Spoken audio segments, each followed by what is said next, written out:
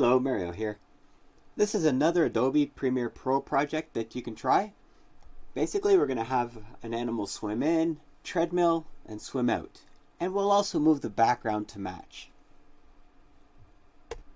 Now, I usually have different assets to show this off, but this morning I thought I'd come up with something a little crazier, maybe something uglier, and I think I got it. So basically, we're going to have a background, and we're going to have some kind of crazy animal. I call this the Merry Eel. And it swims in, then treadmills while the background moves. Then the background will stop and the character will swim off. Ugly character for sure. Hope you have fun.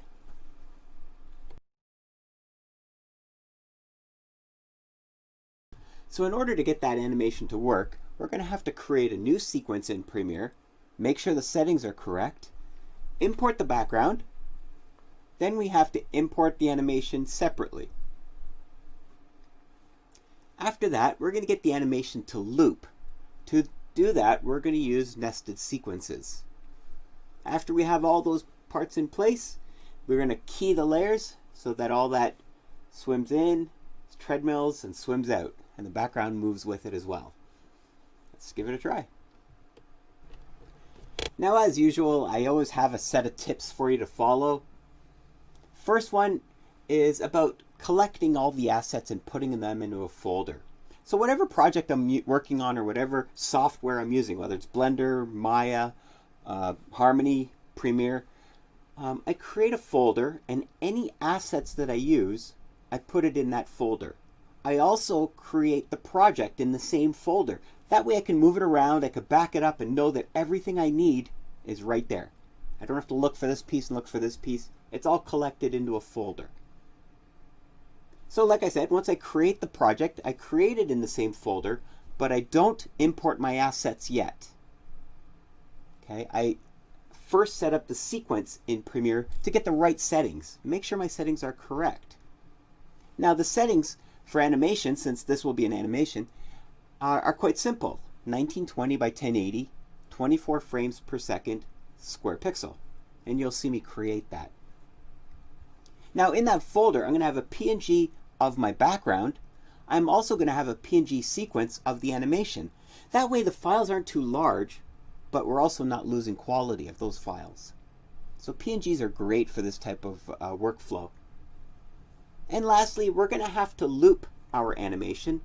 Nested sequences are fantastic for that. I'll show you how to do that. So here I am in Premiere, and right now I have nothing in this project. There's no sequence, there's no assets, nothing. So that's what we're going to do. Before we bring in the assets, the animation or the background, we're going to create a new sequence. File, New Sequence. And it has all these options, a whole bunch of options. Okay, but we know what settings we want.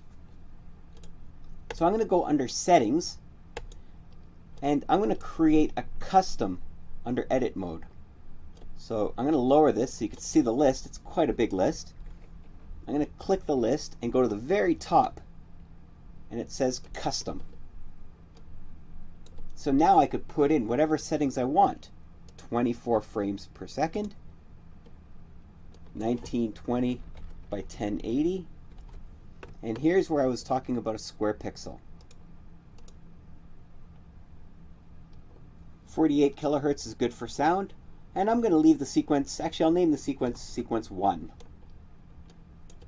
and hit OK. So now I have a timeline, I have my video layers, I have my audio layers, and I have my sequence up there as well in my project tab. And we're going to use this project tab to bring in our assets. So you could drag in your background. Any single file you could drag in, but animation has to be imported. So let's just import our background. File, Import, and I'm going to grab that background that I was working with and put it in.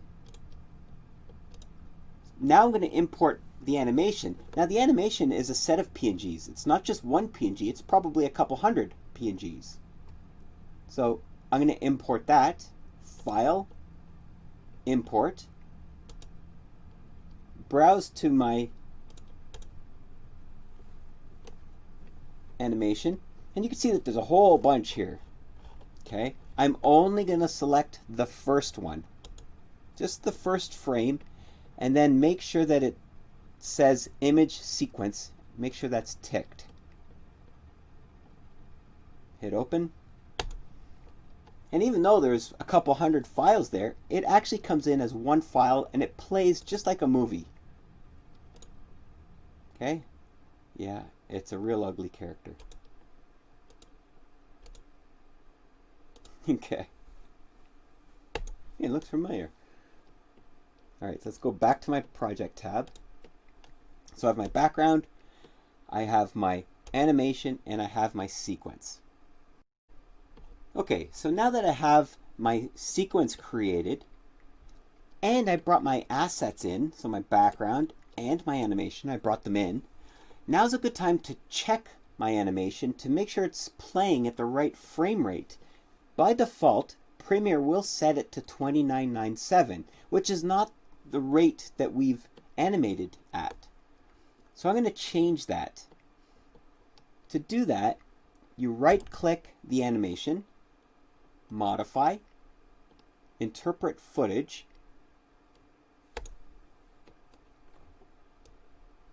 and you assume this frame rate is 24 frames per second.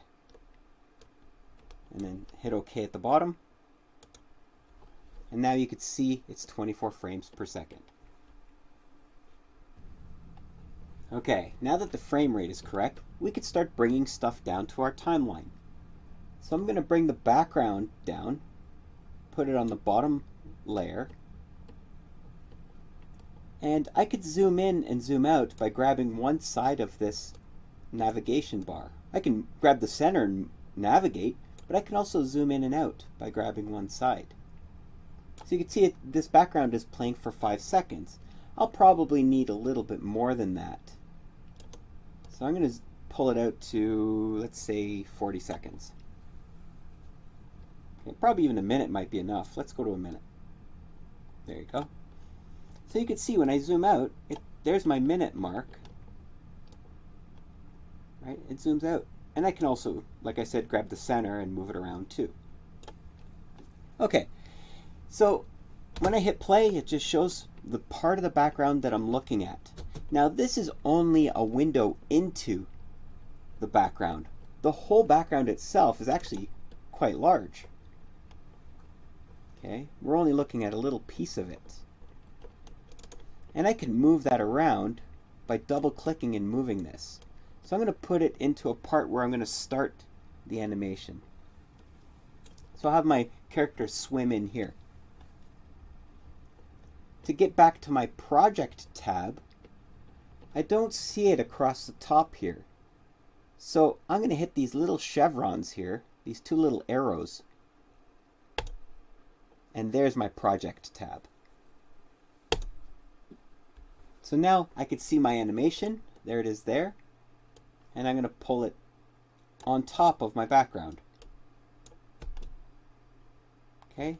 And this is that ugly character that I created. I don't know why. It was fun to do, I think.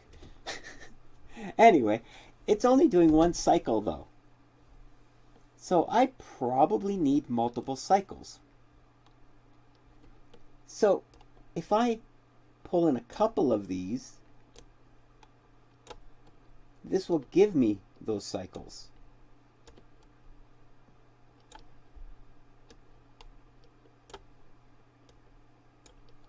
Okay. So it'll play right through. It is stuttering a bit because I'm recording, but that's okay. We'll still get this to work. And it doesn't matter because it's ugly anyway. Okay, so now that we have enough time on our animation and enough time on our background, we're ready to start moving parts like the background. So let's create a simple pan on this background. Okay. To do that, we're going to go to the effects control. Okay. You may have to look for your effects control. It might be in another window. This is where it is on mine. Right? Your project tab could be down here, and that's fine too. Wherever these show up for your version of Premiere, just look for that. Okay, I'm in the edit view, so that might be similar to what yours looks like. But in the effects control, when I click it, it's actually empty. But as soon as I click on an asset, like the background, it gives me all the information about this background. So you'll see when I double click and move my background around, you can see the position numbers change. Here, I'll move it again. Okay, so basically Premiere is keeping track of where this artwork is on the screen. And we can key that information. So let's say around here, this is my timeline. They're both the same playhead. Okay. I'm going to put it not at the beginning, I'm going to bring it in a bit. That way my background will stay still, then start moving. So let's say we're going to start moving at this point. So I'm going to turn keys on for this position. And to turn keys on, we hit the stopwatch beside position. So this key that it created is actually remembering these numbers for that artwork. So if I want this to stay still, I can actually add another key here just to make sure of it. So that's this button right here. This creates keys. Okay, so you can delete these. And I'll just create a blank one. So basically this is keying or locking in place that hold. So my background's going to stay still for that part. Then from here to here, the background's going to start moving across the screen. Now we don't have to hit this anymore. Once we hit the stopwatch, we don't have to touch it anymore. We just put the playhead where the pen is going to stop, which is here. Double click the background and move it to where you want it to go. So this is where I'm going to want the pen to stop. And you can see automatically it gave me a key to keep track of that new position. So now I have staying still, then it starts panning, then it stays still. And I like to key off the ending as well. So I add a key here. So that way I know exactly what's happening. Stay still between these two keys. It's going to pan between these two keys and stay still between these two keys. Stay still. Something interesting about this effects control is, yeah, this is the same playhead, right? If I move this one, that one moves. If I move this one, the bottom one moves, right? If I put this at 15 seconds, it's at 15 seconds. Okay? But watch something interesting. If I bring this right to the end, it stops at the end of that asset. I can't pull it past that. Okay? So if I grab it here, I can go way past it. Okay? Whereas here, it's only showing the timeline within this asset. So if I choose this piece of animation here in the effects control, right? So remember, if I don't have anything selected, the effects control is empty. So I'm going to select this animation. If I move the playhead,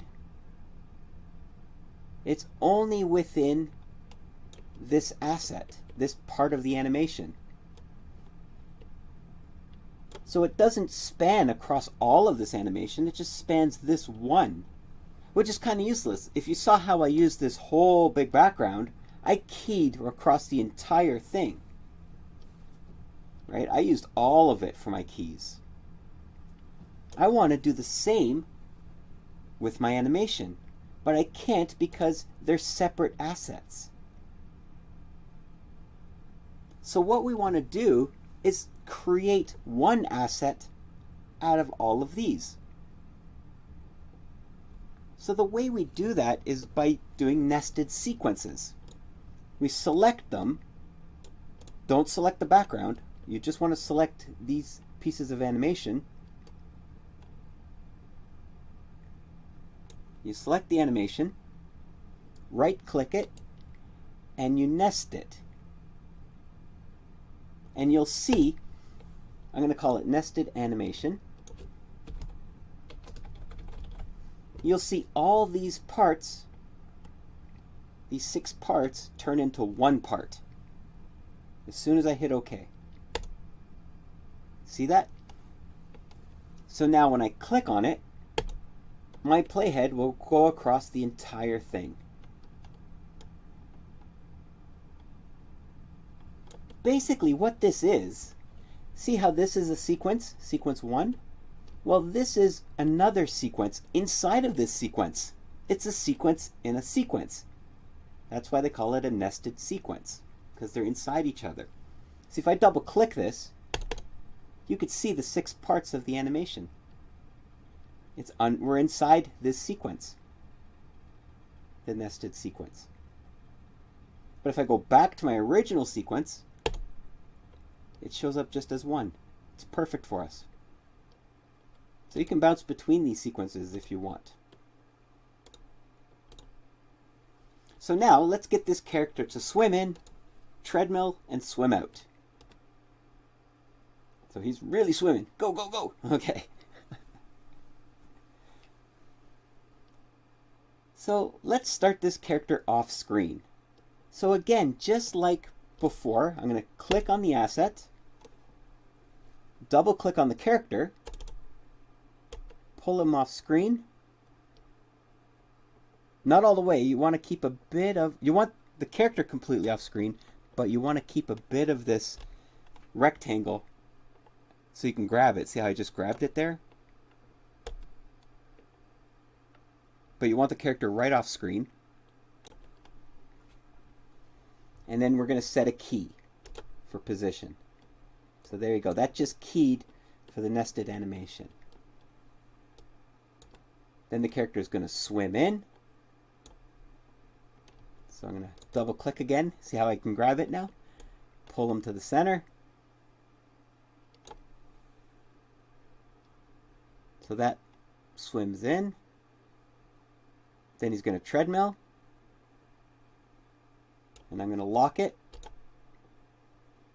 So it swims in, treadmills, and then we're going to get him to swim off here, swimming up. Double click, push him off screen.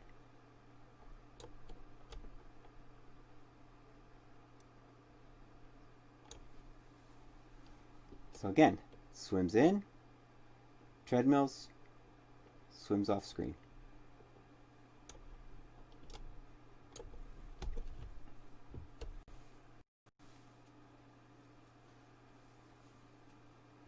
Now that is pretty slow. If you want to speed it up, because that's nightmarish slow, I mean, it's nightmarishly ugly too, but if you want to speed it up, you bring them closer together.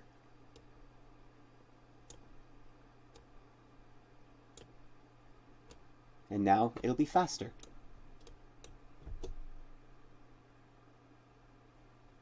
I can even go faster if I want.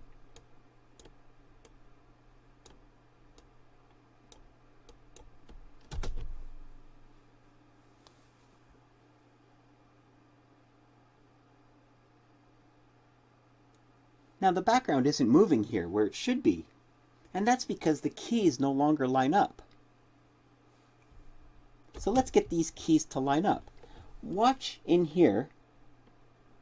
See the keys here? We're looking at the keys for the animation, for this character. When I click on the background, the keys are going to look different. See that? That's the background keys. Animation keys, background keys. Let's get them to match up. The way I do this is I'm going to jump to this key using this arrow. So now I'm bang on that key. I'm going to go to my background now.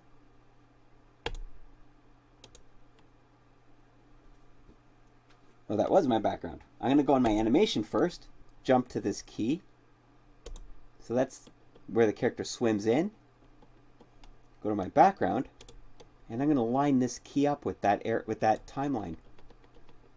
See that? That way those keys line up. Now I'm going to jump, again, go to my animation, jump to this key using this arrow, go to my background,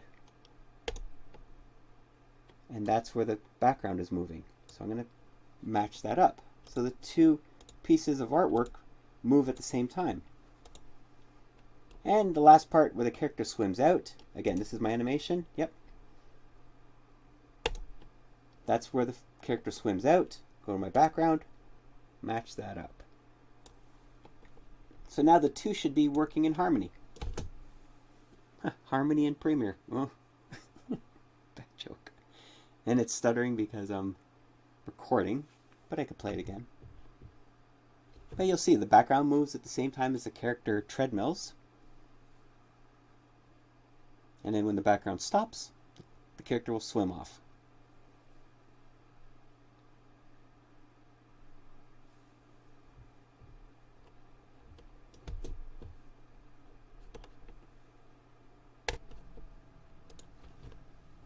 And that's how you make an ugly character swim across the screen, treadmill, and swim off.